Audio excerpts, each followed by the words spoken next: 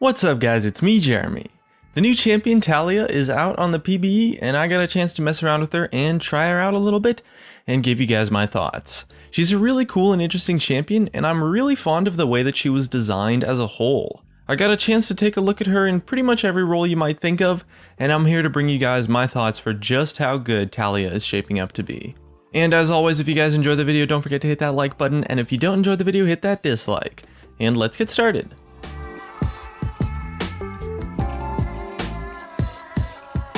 So TALIYAH is a champion that is very much designed to be a control mage, and as a result, functions somewhat similarly in playstyle to that of champions like Viktor and Anivia.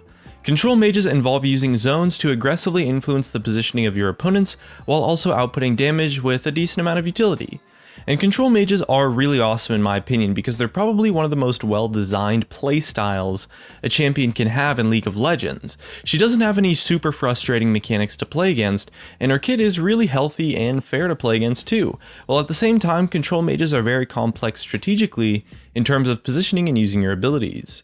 Although control mages might not always be the most complex champions in terms of mechanics, in terms of the strategy to use your abilities and make plays, they are some of the most in-depth when it comes to that category. Because often the control mages involve a lot of really slow but also super powerful skill shots that are typically easy to dodge and as a result require you to, instead of just throwing them out at will and hoping they land, they require you to set up, predict, and manipulate your opponents to force them into positions where your skill shots land, which is a really awesome playstyle to design a champion for. TALIYAH is a pretty unique control mage in the sense that she lacks a lot of the damage, especially some of the burst damage that a lot of the control mages have, most notably Viktor. She definitely does a bit less damage, and as compensation she's given a little bit better utility. Not necessarily more utility, but the utility that she does have is a lot more impactful and powerful to create plays if you can actually land it properly. Let's take a look at her abilities. Her passive gives her bonus movement speed when moving next to walls, and this is kind of a boring ability, but it's cool to like surf around on a rock, and the passive gives you a bit of breathing room before it actually deactivates, allowing you to use it to get back to lane a lot faster, as well as to roam around to other lanes. So it might not be that exciting or interesting, but it's reasonably useful, and helps give her a bit more presence around the map without any downsides. You just have to remember to make sure that you're actually walking next to a wall, rather than down the middle of a lane or something when walking around on the map. Her Q is probably the bread and butter of her kit. It's going to be what you want to max outside of just putting points into your ultimate whenever possible. And this ability has a lot of dynamics to it that gives you a bunch of different options. It fires out 5 projectiles with a relatively high range that do a pretty solid amount of damage.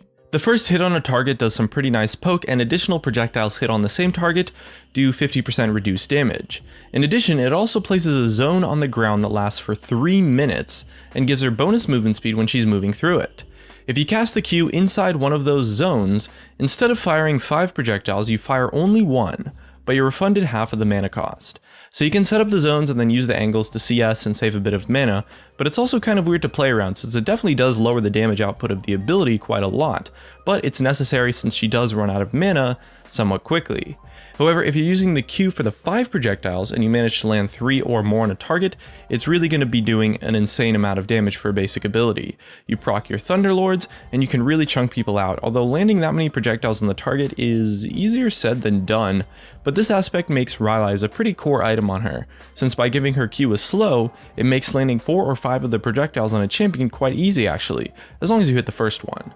As well, the hitbox width is pretty generous, definitely larger than the animation, and it hits in a small AoE radius, so it kind of works for wave clear and potentially harassing through creeps, and is a really cool ability to play with that is her main source of power.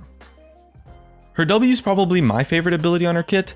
This is her main source of utility that I mentioned earlier, when it comes to the fact that she doesn't really have more or less utility in her kit than other mages, but the utility she does have is maybe a little bit more impactful, since her W is almost like a mini ranged Alistar headbutt that can go in any direction. Although it is a little bit difficult to land, being able to bump an opponent into your team at a pretty significant range actually is really awesome, and it's quite powerful. And it's a great ability to set up combos, create picks, maybe disengage, and manipulate your opponents. It has a lot of versatility, but also a pretty big delay on it, so it's quite difficult to land. And that's actually pretty interesting because it makes the ability really fair. It's difficult to land, but a big part of her strategy revolves around it. Since getting hit with the W counts as a dash, it also procs the second half of the damage on her E and allows you to combo to land a lot of damage on a target. Typically when you land a W on someone, you should, at least in theory, be able to land pretty much your entire ability combo on them. So a really big part of her playstyle involves manipulating your opponent's movements in order to force them into a position to put them in a spot where dodging the W is nearly impossible, which results in a pretty sweet strategic playstyle. Her E is what I think might be the most interesting ability on her kit. Now this ability does like an okay amount of damage, and it has a 4-second delay on its reactivation for the second round of damage. 4 seconds is obviously a massive delay, and I talked about this mechanic of giving an ability a delay a couple days ago, and we can really see this mechanic in this ability on TALIYAH as well. And in addition, if someone uses a dash within the zone of her E, it procs the second part of the damage instantly, but it doesn't stop the dash. However, landing her W also counts as a dash, so those two abilities kind of combo together. Now the main reason why I think this ability is interesting is because of how short the range actually is.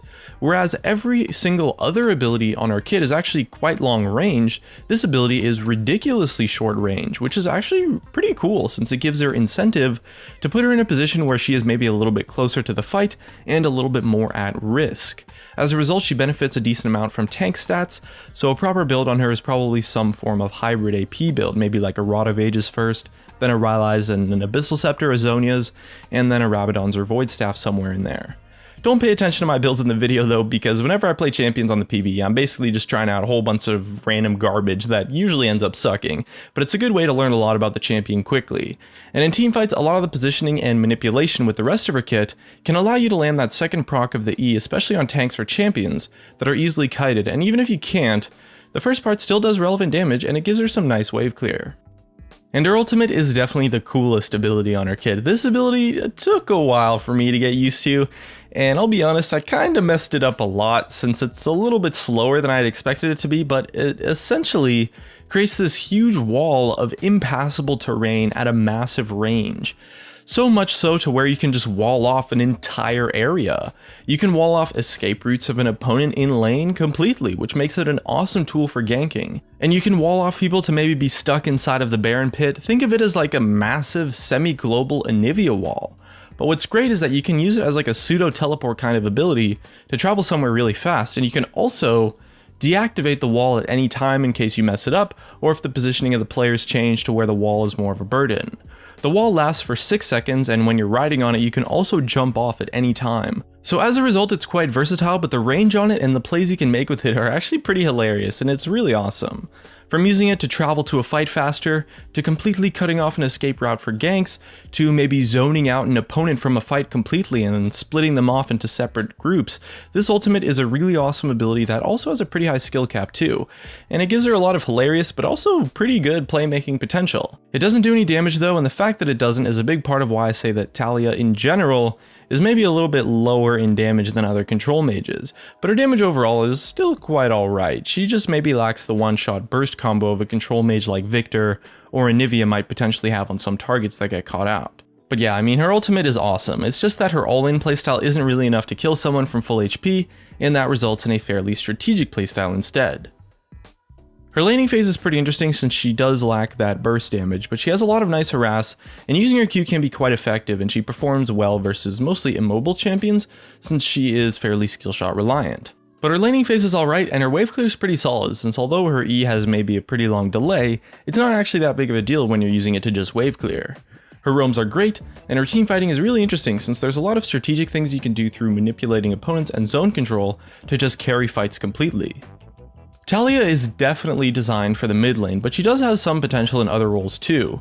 She has a fair amount of utility, so maybe she has potential in support, and her tools for ganking are great, so she has potential in the jungle as well. And since she kind of works off of a tanky hybrid kind of style, I wouldn't be surprised to see her having success in the top lane too. It's hard to know if her utility will still be useful enough without the damage though, and I'm leaning a bit towards no, since although her W is awesome, it's really difficult to land if your other abilities aren't actually threatening. So I don't think we'll see her on support, and in jungle, she maybe lacks a bit of the wave clear you would want from a decent jungler. And the control mage style in general is one that's just much better suited for the mid lane, and with her ultimate and the passive roaming on her that's so powerful, her meta role is almost certainly going to be mid lane, and I'm not entirely confident that she'll be successful in other roles, although she definitely does have some potential. Overall though, the design of TALIYAH is something that I am personally really impressed by. She really does not feel overpowered at all, but she also doesn't feel underpowered. She's probably one of, if not the most balanced champions in terms of gameplay design that I've seen come out for a really long time. Her design is really awesome, and she really feels great to not only play as, but also to play against. And she has a pretty high skill cap, which makes her have a lot of potential to be powerful at the competitive level, and just in general. I really don't think she's overpowered, and she might not even be that strong honestly, but she definitely feels really balanced, which is pretty cool to see, and it says a lot about the design of the character, so big props to the lead designer Daniel Klein, who also designed Azir, Tahm Kench, Lucian, and the Xerath rework. He did a great job with TALIYAH, and I'm looking forward to her release and would recommend her to anyone looking to try out a new control mage once she hits the live servers, which should be in about 2 weeks from the day that I'm uploading this video. And that's gonna be it. Thanks for watching, subscribe if you want, and I'll see you guys next time.